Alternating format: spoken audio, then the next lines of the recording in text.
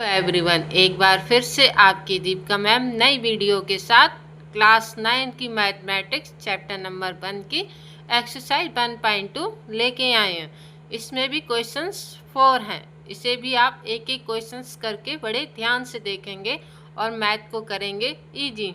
9.2 का question number 1 देखो। Question number 1 आपसे क्या कह रहा है? State whether the following statements are true और फॉल्स, जस्टिफाई योर आंसर। आपसे कहा गया है, आपसे पूछा गया है ट्रू और फॉल्स, और जो भी है ट्रू या फॉल्स उसका जस्टिफाई आपको आंसर में करके दिखाना है। तो क्वेश्चन नंबर 1 क्या कह रहा है? Every irrational number is a real number. आपसे पूछा गया सारे इरेशनल नंबर रियल नंबर हो सकते हैं। तो हमने आपको इंट्रोडक्शन की क्लास में बताया था रियल नंबर कौन कौन से होते हैं। रियल नंबर रैशनल नंबर भी होते हैं और इरेशनल नंबर भी होते हैं। तो आपके सारे रियल नंबर में इरेशनल नंबर हो सकते हैं। तो इसका आंसर क्या हो जाएगा? ट्रू। तो इसका आंसर हो जाएगा ट्रू।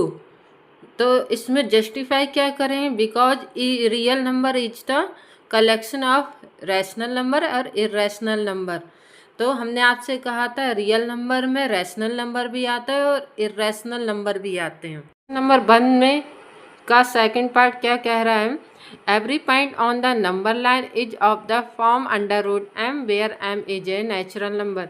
इसमें कहा गया है नंबर लाइन में सारे पॉइंट अंडर रूट एम की फॉर्म में होते हैं। जो अंडर रूट एम होता है वो सभी नेचुरल नंबर होते हैं। आपने नंबर लाइन में देखा होगा जो इंटीजर होते हैं इस साइड हमारे पॉजिटिव के होते हैं और इस साइड क्या होते हैं? नेगेटिव के।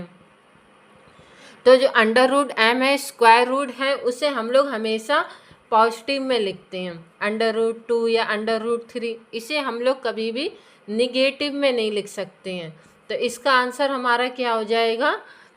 फॉल्स। इसका आंसर हो जाएगा फॉल्स। और जस्टिफाई में क्या लिखेंगे? Negative number can be the square root of any natural number. हम लोग निगेटिव वाले स्क्वायर रूट में नेचुरल नंबर नहीं लिख सकते। क्वेश्चन नंबर 1 का थर्ड पार्ट क्या कह रहा है? Every real number is an irrational number. इसमें कहा गया सारे रियल नंबर इरेशनल नंबर हो सकते हैं। आपको हमने बताया था कि रियल नंबर जो होते हैं, रियल नंबर में रैशनल नंबर भी होते हैं और इरेशनल नंबर भी होते हैं। तो इसमें कहा गया सभी रियल नंबर इरेशनल नंबर हो सकते हैं। तो इरेशनल नंबर कैसे होंगे? उसमें रियल नंबर भी तो आते हैं। तो इसका आंसर हो जाएगा फॉल्स।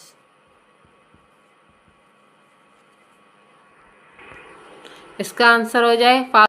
इसका आंसर हो जाएगा फॉल्स। इसमें जस्टिफाई लिखेंगे तो क्या लिखेंगे? Because real number can B rational number. इसमें इरेशनल के साथ साथ रैशनल नंबर भी आते हैं।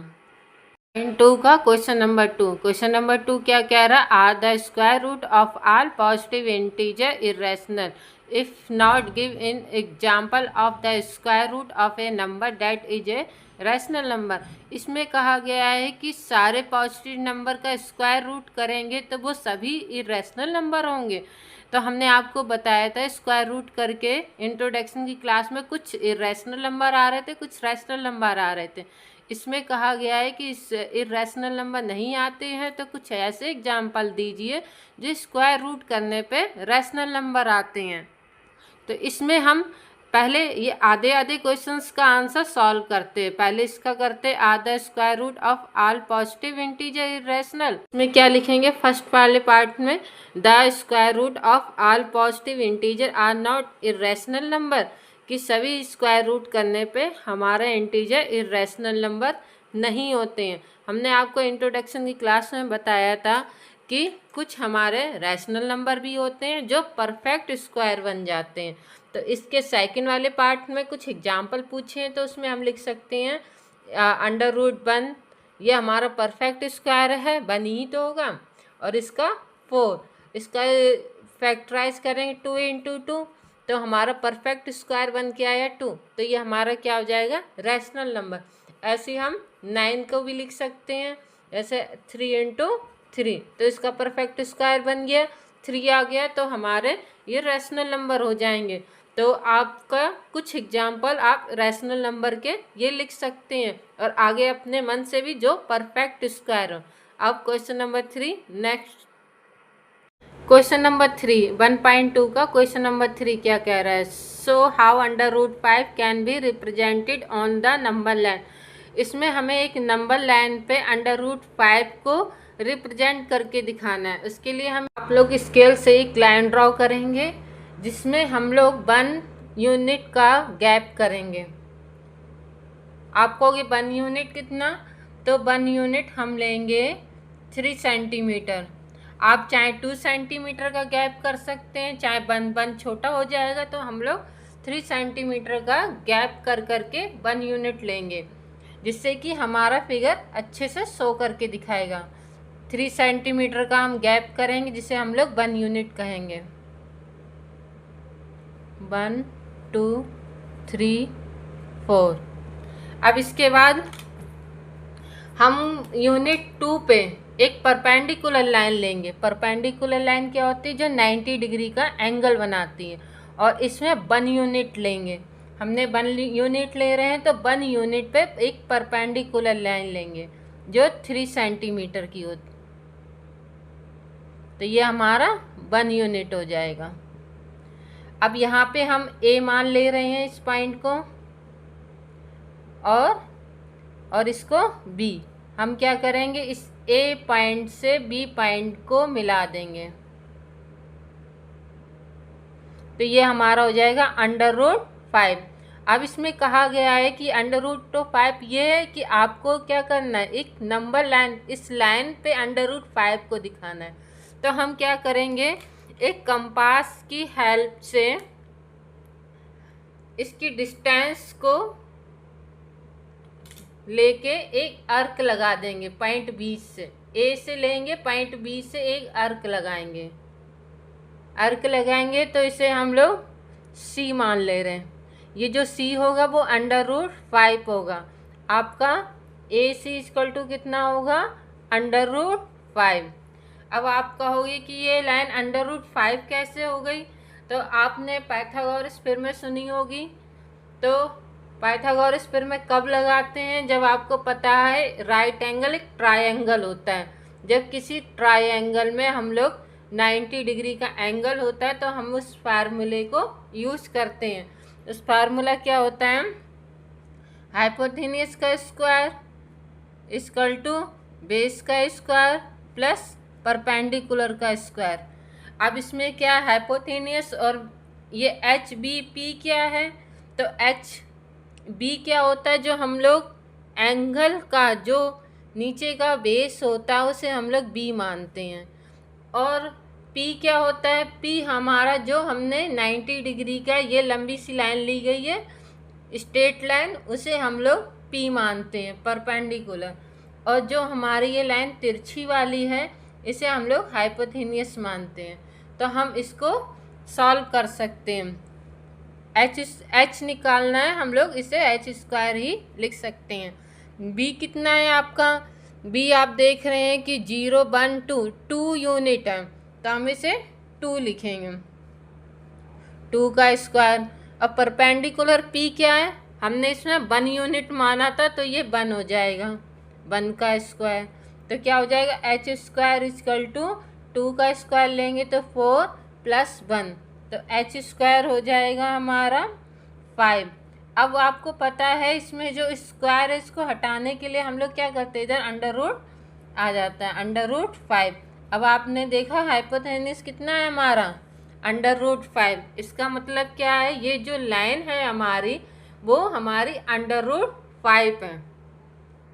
Question number 4। क्वेश्चन नंबर 4 क्या कह रहा है? Classroom activity. आपको एक एक्टिविटी दी गई है जिसमें आपको स्क्वायर रूट स्पाइरल बनाना है। तो आपको एक ही फिगर में, एक ही ग्राफ में सारे स्क्वायर रूट आपको शो करके दिखाने हैं। अब आप देख रहे हैं कि स्क्वायर रूट कहाँ से स्टार्ट होते हैं? Under root 2, under root 3, under root 4, उसके बाद अंडर रूट 5, उसके बाद अंडर रूट 6, अंडर रूट 7। ऐसी एक एक करके हम लोग क्या करेंगे? अंडर रूट को एक ही लाइन में स्पाइरल करके दिखाएंगे। तो उसके लिए हम क्या क्या करेंगे कि एक स्ट्रेट लाइन लेंगे जो हमने क्वेश्चन नंबर 3 में लिया था उसी तरीके से। तो इसमें भी हम 1 यूनिट इक्वल टू 3 सेंटीमीटर लेंगे। आप चाहे 2 सेंटीमीटर ले सकते हैं, चाहे 1 ले सकते हैं। हमने 3 सेंटीमीटर लिया है, तो इसमें भी हम 3 सेंटीमीटर का गैप करके लेंगे। अब क्या करेंगे कि उसमें हमने 2 यूनिट पे लिया था, इसमें हमें क्या करना है कि √2 है तो हम क्या करेंगे, इसका यहीं पे निकाल लेते। ये आपको पता है हाइपोटेनियस होता है, बेस और परपेंडिकुलर यहीं पे देख लेते हैं। तो √2 का क्या हो जाएगा 1 + 1, और √3 में याद रखना जब हम लोग नीचे वाले √ को लेंगे तो ऊपर वाले √ की हेल्प से ही हम √3 नीचे वाले को सॉल्व करेंगे। तो क्या करेंगे, √3 के लिए हमें √2 को लेना पड़ेगा। तो क्या हो जाएगा √2 + 1। ऐसे ही हमें √4 के लिए √3 की ज़रूरत पड़ेगी, तो √3 + 1। ऐसे √5 लेंगे तो √4 की ज़रूरत पड़ेगी, √4 + 1। इसी तरीके से √5 + 1, √6 + 1। तो हम क्या करेंगे, सबसे पहले 1 यूनिट लेंगे, और इसमें जैसे हमने उसमें किया था क्वेश्चन नंबर 3 में, सेम इसमें भी करेंगे। तो इसमें परपेंडिकुलर लाइन लेंगे, वो भी कितनी 1 यूनिट, जो 3 सेंटीमीटर की थी। ये हमारा क्या हो जाएगा 90 डिग्री का। तो यहाँ पे एक पॉइंट मान लेते हैं हम A, और ये हो जाएगा हमारा B, और यहाँ पे एक हम लोग हाइपोटेनियस की लाइन बना देंगे, A से B को मिला देंगे, तो क्या हो जाएगा √2। अब क्या करेंगे, कंपास की हेल्प से हम डिस्टेंस लेंगे और B से एक आर्क लगाएंगे। इसे मान लो C, जो हमारा A से C होगा वो हमारा √2 होगा। ठीक, इसी तरीके से हम क्या करेंगे, अब हमारा ये बेस होगा, √2 को लेंगे, यहाँ से हम लोग क्या करेंगे, एक परपेंडिकुलर लाइन लेंगे, कितने की 1 यूनिट की। उसके बाद क्या करेंगे, ऐसे हम A पॉइंट से मिला देंगे, तो ये क्या हो जाएगा हमारा √3। ऐसे हम फिर कंपास से लेंगे, यहाँ पे एक पॉइंट लिख लो C, और ये हो जाएगा E। तो A पॉइंट और E पॉइंट से एक आर्क लगा देंगे। जब आर्क लगाएंगे तो यहाँ पे कोई मान लो F, तो ये हमारा √3 हो जाएगा। तो क्या हो जाएगा AF = √3। सेम उसकी तरीके से यहाँ पे हम ये लेंगे बेस, उसके बाद एक परपेंडिकुलर लाइन लेंगे 1 यूनिट की, उसके बाद फिर A पॉइंट से मिला देंगे, ये हो जाएगा √4। तो हमारा, इसको कोई पॉइंट दे दो, G मान लेते हैं। तो हम क्या करेंगे, A पॉइंट से फिर आर्क लगाएंगे,